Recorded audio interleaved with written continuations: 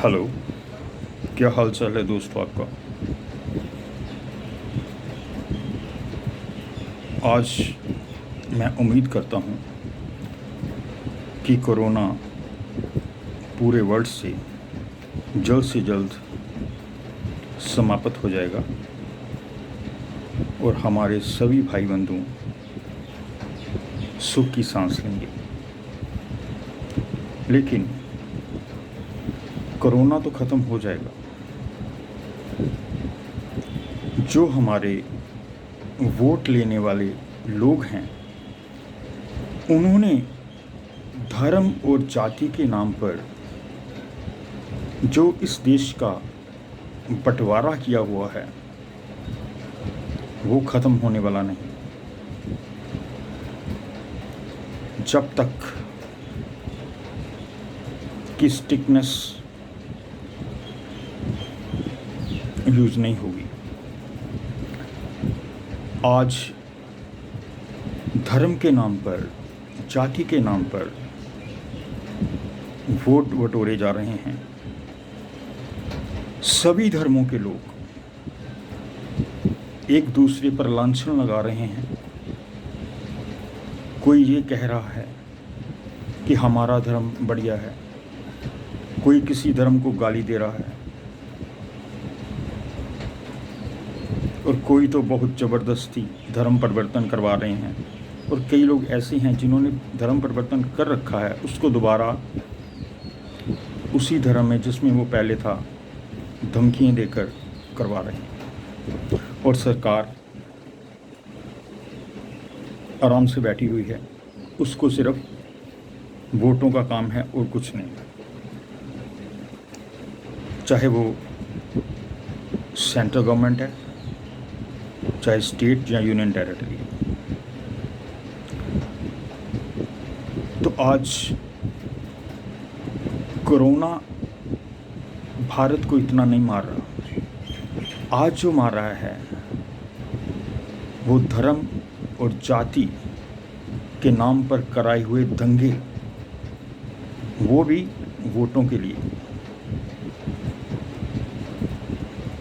आज पूरी दुनिया, वैसे तो भारत तो है ही है, हम इज़राइल में क्या देख रहे हैं, पैलेस्टाइन क्या क्या हो रहा है वहाँ पर। अल-अक्सा जो मस्जिद है, जो तीनों धर्मों की है, यहूदियों की है, मुसलमानों की है और ईसाइयों की है, वहाँ पर उसको हथियाने के लिए क्या क्या हो रहा है। चलो देखते हैं, क्योंकि कल वहाँ पर युद्ध विराम सीज़ फायर हो गया था। आगे आगे देखें। उम्मीद है कि परमात्मा शांति रखे वहाँ पे, और जो सिविलियन या कोई भी, चाहे मिलिट्री है, आर्मी वगैरह, वहाँ के लोग शहीद ना हो। अब जो है भारत की जो दशा है किसी से छुपी नहीं है।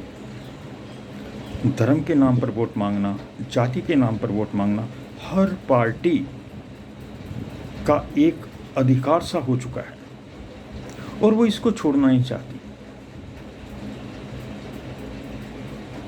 मैं तो लोगों को लानत देता हूं, ऐसे लोगों को जो धर्म और जाति के नाम पर भारत को बांट रहे हैं और 500 रुपए के पीछे, शराब की बोतलों के पीछे वोटें देते हैं।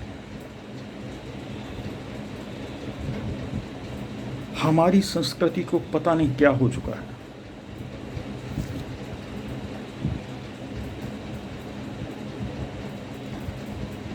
और देखें आप, चाहे मैं एक धर्म की बात नहीं कर रहा, सभी धर्मों की बात कर रहा हूँ, सभी जातियों की बात कर रहा हूँ, कोई भी कम नहीं है। कहीं मंदिर बन रहा है, वहाँ पर यदि मेजोरिटी दूसरे धर्म की है वो नहीं करने देंगे। कहीं मस्जिद बन रही है, दूसरे धर्म की मेजोरिटी है, वो नहीं करने देंगे।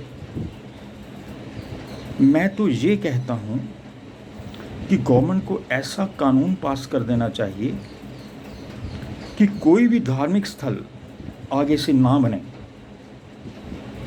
ताकि रोज़ रोज़ के ये झगड़े जो हैं धर्म और जाति के नाम पर जो होते हैं वो ख़त्म हो जाएं। लड़ाई धर्म जाति की नहीं है, लड़ाई वोट और पावर की है।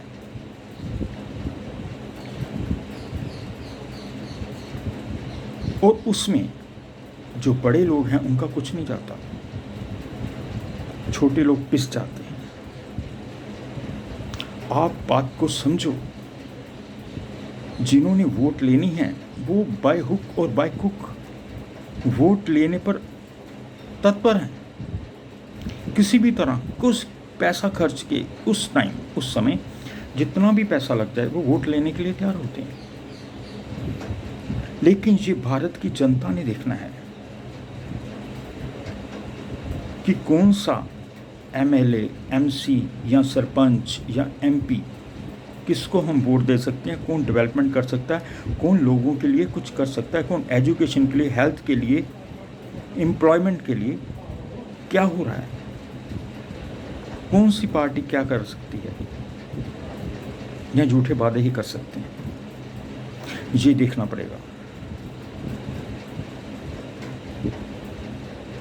मैं काफ़ी देर से देख रहा हूँ यहाँ पर कभी झंडा गाड़ देते हैं किसी धार्मिक स्थान का, वहाँ पर वो बनना शुरू हो जाता है, कहीं मस्जिद, गुरुद्वारा, पता नहीं क्या क्या, मंदिर, गिरजाघर, कई कुछ चलता रहता है यहाँ पर। लेकिन दोस्तों,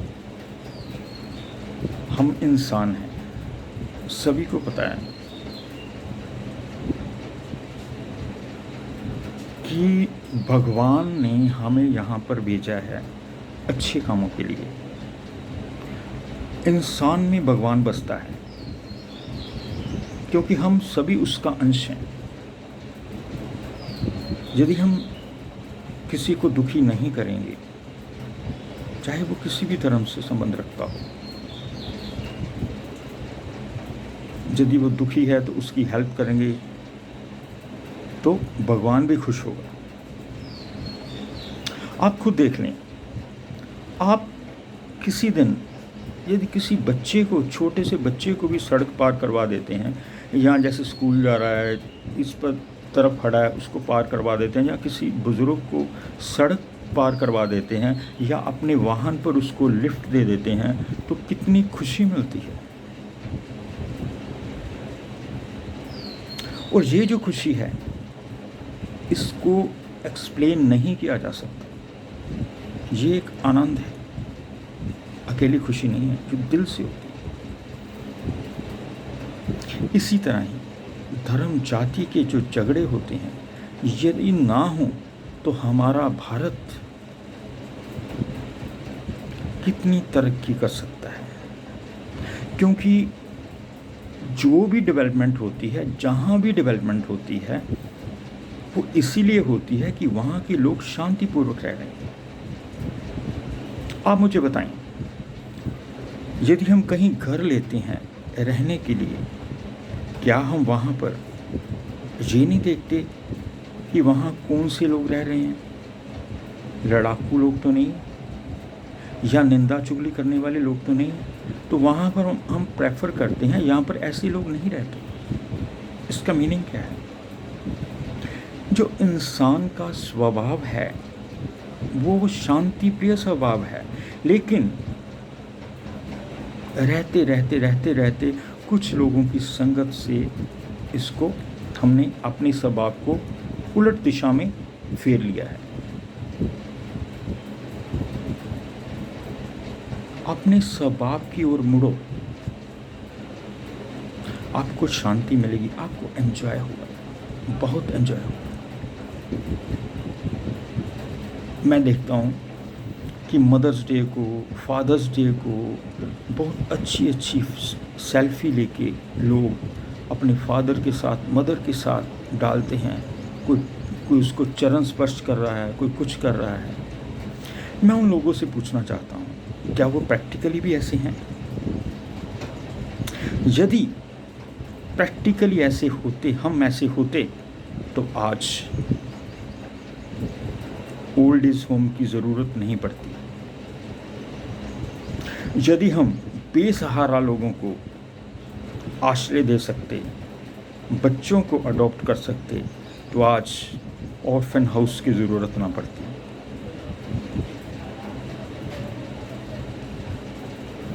यदि आप, ये तो हो गया, आप देखिए धर्म। अब मैं धर्म की एक और बात कहना चाहता हूँ।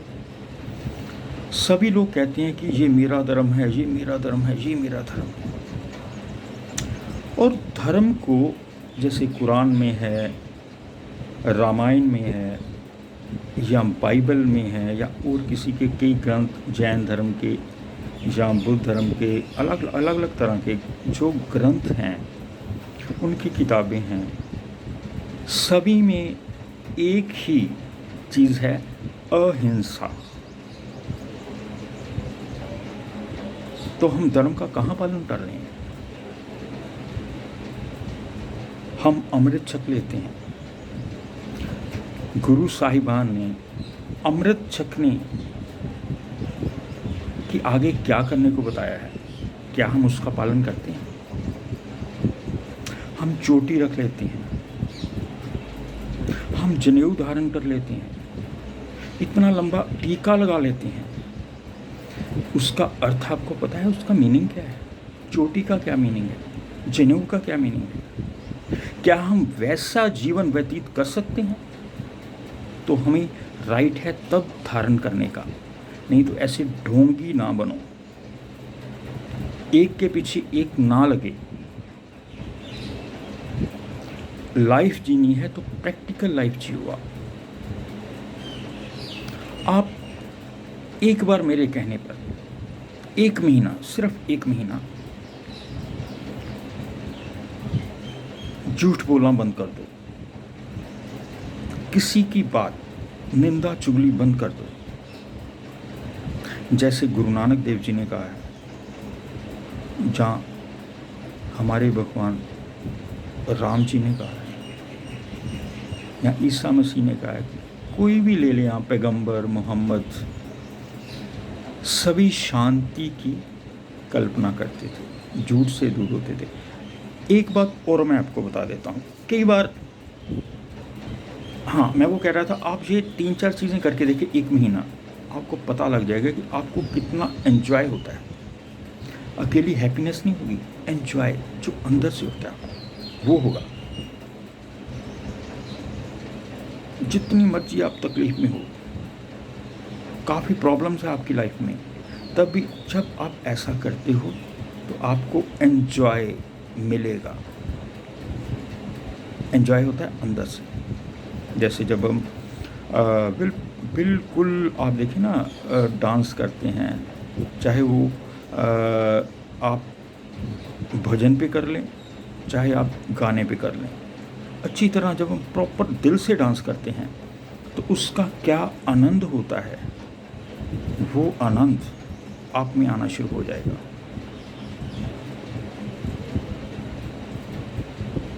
धर्म की एक और बात बताता हूँ मैं, जो कि शायद मेरे को इतनी सी नॉलेज, ठीक है या गलत है ये आप समझे, क्योंकि जितने धर्म हैं वो सभी सनातन धर्म से निकले हैं।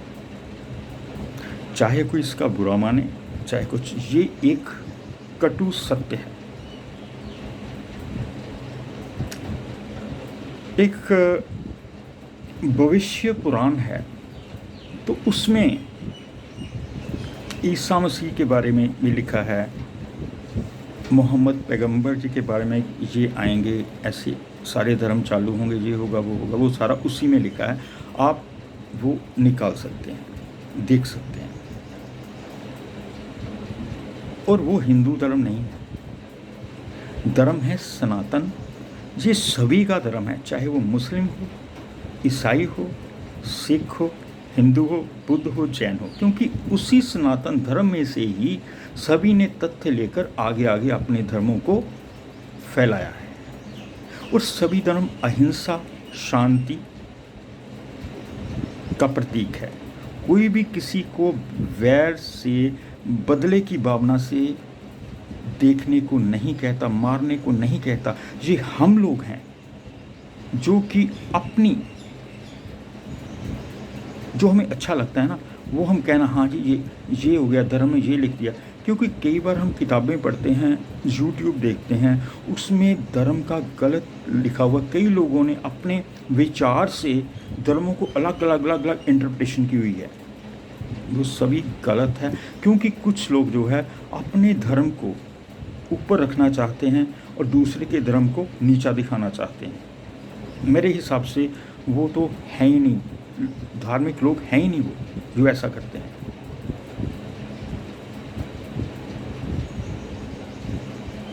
किसी में भी आप विश्वास कर लो, सभी आपकी जब पॉजिटिव एनर्जी हो जाएगी तो आपको सब अच्छा लगेगा।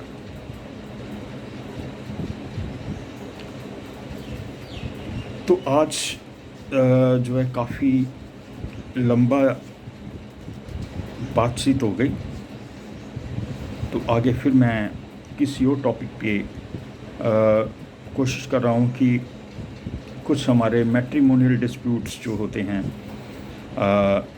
विवाह शादी वगैरह के जो डिस्प्यूट्स हैं, उस पर थोड़ा सा मैं चर्चा ज़रूर करूँगा कि जितने लॉ पॉइंट्स हैं, लेडीज़ के लिए क्या लॉ हैं और जेंट्स के लिए क्या लॉ हैं, वो सभी धीरे धीरे मैं अपनी वीडियो में भेजता रहूँगा। Till then, goodbye, thanks for watching.